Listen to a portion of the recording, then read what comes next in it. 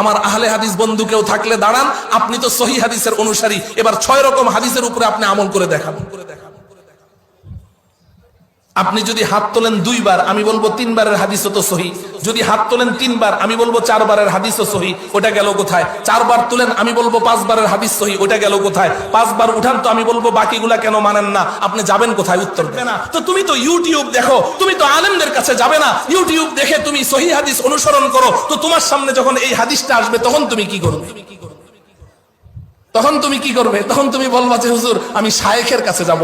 ও আচ্ছা, আলেমদের কাছে গেলে সমস্যা, শায়েখের কাছে গেলে আর ঈমান যায় না। আলেমদের কাছে গেলে ঈমান যায়, শায়েখের কাছে গেলে ঈমান যায় না। কোরআনে কারীমের মধ্যে অনেক সময় এক শব্দের অনেকগুলো অর্থ আছে না নাই? আমি উদাহরণ দিলাম না সালাত দিয়ে, এক শব্দের অনেকগুলো অর্থ হতে পারে। তো এখন আমি কোন অর্থটা মানবো? এখন কি এটা আমি আমার বিবেক অনুযায়ী যেটা খুশি সেটা মানবো, নাকি আমি রিজালুল্লাহর ব্যাখ্যা দেখবো? হাদিস শরীফের মধ্যে একাধিক বক্তব্য আছে একই আমলের। আমি শুধু একটা উদাহরণ দেই, কথা শেষ করে দিচ্ছি। এই যে নামাজের মধ্যে এরা বারবার এরকম হাত উঠায়, দেখেছেন? হ্যাঁ, এখন নবীজি নামাজের মধ্যে কয়বার হাত তুলেছেন এই ব্যাপারে হাদিসের মধ্যে 6 রকমের বক্তব্য আছে। কয় রকম? ভালো করে বুঝেন, নবীজির আমল কয় রকম আছে? 6 রকম। ইমামে বুখারী রাহমাতুল্লাহি আলাইহি বুখারী শরীফের মধ্যে যেই পৃষ্ঠার মধ্যে এনেছেন ইবনে ওমর রাদিয়াল্লাহু তাআলা আনহুর হাদিস, নবীজি নামাজের মধ্যে 3 বার হাত উত্তোলন করেছেন। তাকবীরে তাহরিমার সময়, রুকুতে যাওয়ার সময়, রুকু থেকে উঠে দাঁড়ানোর পরে 3 বার হাত উত্তোলন করেছেন। ইমাম বুখারী রাহমাতুল্লাহি আলাইহি বুখারী শরীফের যেই পৃষ্ঠার মধ্যে এই হাদিসটা বর্ণনা করেছেন, ওই পৃষ্ঠার নিচে আবার ইবনে ওমর রাদিয়াল্লাহু তাআলা আনহুর বর্ণনা সূত্রে আরেকটা হাদিস এনেছেন। নবীজি সাল্লাল্লাহু আলাইহি সাল্লাম নামাজের মধ্যে 4 বার হাত উত্তোলন করেছেন। একবার নামাজের শুরুতে, একবার রুকুতে যাওয়ার সময়, একবার রুকু থেকে উঠে, আরেকবার দ্বিতীয় রাকাত থেকে তৃতীয় রাকাতে দাঁড়ানোর পরে। হাদিস কয় রকম হলো? কথা বলেন, কয় রকম হলো হাদিস? তাইলে বুখারী শরীফেই নবীজির হাত উঠানোর আমল কয় রকম পাওয়া গেল? 2 রকম পাওয়া গেল, 3 বার 4 বার। এবার মুয়াত্তা ইমাম মালিক খোলেন, ইমামে মালিক রাহমাতুল্লাহ আলাইহির আল মুয়াত্তা। ওনারা তো বুখারী মুসলিম ছাড়া আর হাদিসের কিতাবই চিনে না, অথচ মুয়াত্তা ইমাম মালিকের প্রত্যেকটা হাদিস সহিহ, প্রত্যেকটা হাদিস সহিহ। ইমামে মালিক রাহমাতুল্লাহি আলাইহি মুয়াত্তা ইমাম মালিকের মধ্যে এনেছেন ইবনে ওমরের সূত্রে নবীজি নামাজের মধ্যে 2 বার হাত তুলতেন। হাদিস কয় রকম হলো? কয় রকম হলো? 3 রকম।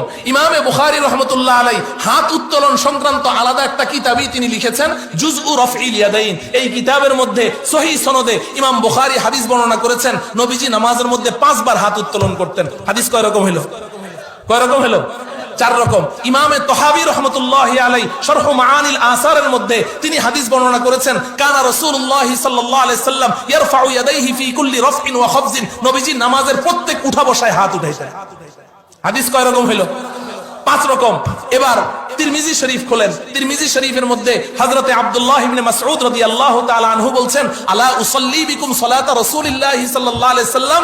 এই আমার ছাত্ররা শোনো, আমি নবীজিকে যেভাবে নামাজ পড়তে দেখেছি, আমি কি তোমাদেরকে ওইভাবে নামাজ পড়ে দেখাবো? তো ছাত্ররা বলল যে হ্যাঁ দেখান। ফাসাল্লা ওয়া লাম ইয়ারফা ইয়াদাইহি ইল্লা ফি আউয়ালি মাররাতিন। তিনি নামাজ পড়লেন, শুধু তাকবীরে তাহরিমার সময় একবার হাত উত্তোলন করেছেন, আর নামাজের ভিতরে কোথাও হাত উঠান নাই। হাদিস কয় রকম হলো? 6 রকম হাদিস। আমার আহলে হাদিস বন্ধু কেউ থাকলে দাঁড়ান, আপনি তো সহিহ হাদিসের অনুসারী, এবার 6 রকম হাদিসের উপরে আপনি আমল করে দেখাবেন। আপনি যদি হাত তোলেন 2 বার, আমি বলবো 3 বারের হাদিসও তো সহিহ। যদি হাত তোলেন 3 বার, আমি বলবো 4 বারের হাদিসও সহিহ। ওটা গেল কোথায়? 4 বার তুলেন, আমি বলবো 5 বারের হাদিস সহিহ। ওটা গেল কোথায়? 5 বার উঠান তো, আমি বলবো বাকিগুলা কেন মানেন না? আপনি যাবেন কোথায়? উত্তর দেন। কথা বুঝে আসলো? তাইলে এখন এই জায়গার মধ্যে আমি কি করব? আমাকে অবশ্যই এমন একজন ব্যক্তির দ্বারস্থ হতে হবে, যার দ্বারস্থ হতে আল্লাহ রাব্বুল আলামিন আমাকে বলেছেন, ইয়া আইয়ুহাল্লাযীনা আমানু আতিউল্লাহ ওয়া আতিউর রাসূল ওয়া উলিল আমরি মিনকুম। এই ঈমানদারেরা, আল্লাহর অনুসরণ করো, আল্লাহর রাসূলের অনুসরণ করো। যাকে অনুসরণ করতে হয় তাকে দেখে দেখে অনুসরণ করতে হয়। যেহেতু আল্লাহকে দেখা যায় না, রাসূলকে পাঠিয়েছেন, রাসূলের অনুসরণ করো। সাহাবায়ে কেরাম রাসূলকে দেখেছেন, মান ইউতিইর রাসূলা ফাকাদ আতা আল্লাহ। আল্লাহ ঘোষণা দিলেন, আমার রাসূলকে দেখে দেখে অনুসরণ করো। যে আমার রাসূলের অনুসরণ করবে সে আমি আল্লাহকেই অনুসরণ করব। কিন্তু সাহাবায়ে কেরাম রাসূলকে দেখেছেন, আমাদের সামনে তো রাসূল নেই, এখন আমরা কাকে দেখে অনুসরণ করব? আল্লাহ রাব্বুল আলামিন আমাদেরকে কি একা ছেড়ে দিয়েছেন, না কোনো ব্যবস্থা রেখেছেন? কথা বলেন না কেন? তো আল্লাহ পাক বলছেন ওয়াউলিল আমরি মিনকুম, ওয়াউলিল আমরি মিনকুম, যারা রাসূলকে পেয়েছো তারা তো রাসূলকে দেখে দেখে অনুসরণ করেছো, কিন্তু যারা রাসূলকে পাও নাই তাদের জন্য আমি রাসূলের উত্তরসূরি উলামায়ে হক্কানি রব্বানিকে রেখে দিলাম। নবীজি নিজে বলেছেন ইন্নামাল উলামাউ হুম ওয়ারাসাতুল আম্বিয়া, আমার উম্মতের হক্কানি রব্বানি উলামায়ে কেরাম তারাই হচ্ছে নবীগণের উত্তরাধিকারী, নবীগণের ওয়ারিস। এই নবীগণের ওয়ারিসদেরকে দেখে দেখে অনুসরণ করো। ওয়াউলিল আমরি মিনকুম, তারা যেভাবে নামাজ পড়ছে ওটাই রাসূলের নামাজ, আর রাসূলের নামাজ মানেই হচ্ছে আল্লাহর হুকুম যেই নামাজ ওই নামাজ। কথা বুঝে আসলো?